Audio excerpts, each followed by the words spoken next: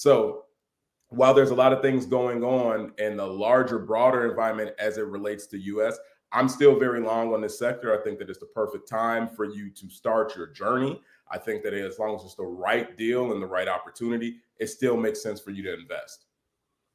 Thank you, because that's been the number one question and concern for a lot of people is with everything going on, is this the right time? And I'm someone that I like the Warren Buffett school of investing that says when people are fearful, you be courageous.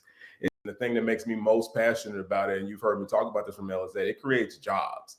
And we're talking about 1 in 25 jobs is supported by the lodging industry in the US. That is a very, very real thing. Look at the track record. Look at what I've done. Look at what I'm focused on. Look at what the issues that I've spoken out on.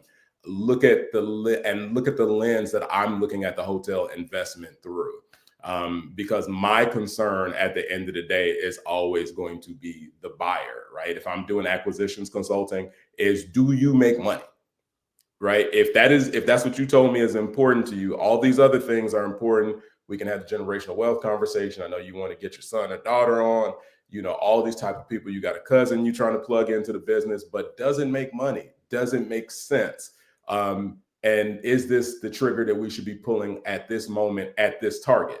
So all of those things are going to be important as folks start their journey. Omari Head for joining us. And I'd like to thank you all for tuning in. Make sure you like this episode, subscribe, and share with your friends.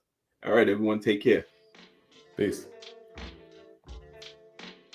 Thank you for tuning into another episode of the Economic Empowerment Podcast, where we break down the barriers to wealth and create pathways to financial freedom.